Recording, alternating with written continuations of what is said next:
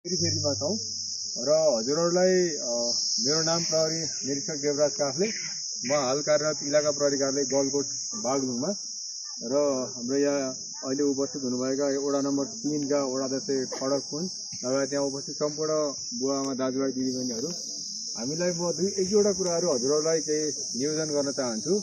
जस्तो हामी कसैमा यो आत्महत्या भनेको यो के खालको घटना हो भन्ने त अब विस्तार अनुसन्धान हुन्छ र अब हाम्रो अनुमान अहिले तत्कालको अनुमान चाहिँ आत्महत्या हो भन्ने खालको अब हामी सबैले त्यो अनुमान गरिरहेको स्थिति छ हैन।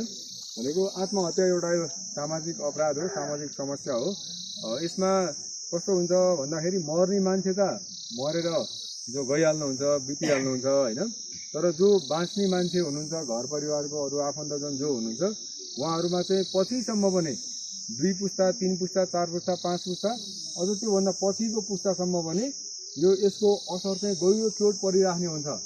जस्तो मेरा बा, मेरा आमा, मेरो दिदी, दाई अथवा फलानु मान्छे यो यसरी बित्नु भएको हो भनेपछि भोलि त्यो समाजमा त्यो परिवारभित्रको मान्छेले केही कुनै खालको एउटा चोट अथवा केही घटना अथवा अरू कुनै खालको भयो भने त्यसलाई चाहिँ झट्ट सामना गर्न नसक्ने खालको अथवा अलि भनेको त्यो घटना फेरि दोहोरिन सक्ने खालको त्यो हुन सक्छन्।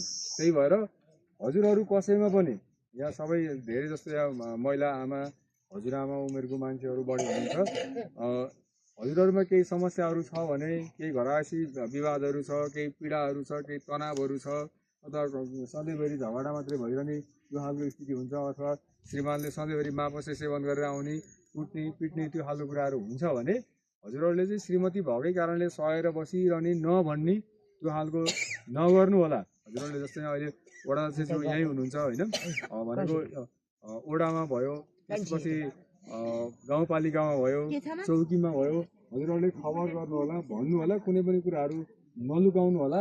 कोही पनि व्यक्ति चाहिँ कुनै हिसाबको मानसिक समस्यामा अथवा कुनै बढी चिन्तामा अथवा त्यो खालको अवस्थामा हुनुहुन्छ भने हजुरहरूले चाहिँ त्यसलाई उपचार गर्ने हो कि अथवा मनोसामाजिक परामर्श त्यस्तो उहाँहरूलाई उपलब्ध गराउने हो कि अथवा अलि बढी माया ममताको कुराहरू, अन्य केयरिङको कुराहरू गर्ने हो कि यो खालको चाहिँ तपाईँहरूले गर्नु होला।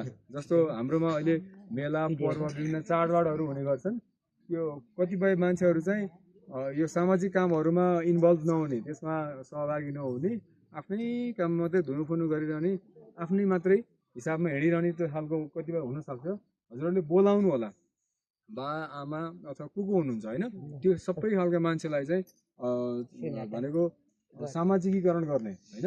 र कसैमा पनि कुनै पनि पीड, चिन्ता, कुण्ठाहरू त्यस्तो केही कुराहरू छ भने भन्नु होला, व्यक्त गर्नु होला। त्यो मनमा नै राखेर, मनभित्रै राखेर घुम्साएर त्यसलाई चाहिँ पछि कुनै हिसाबले गलत निर्णय लिने कदापि कसैले पनि नगर्नु होला।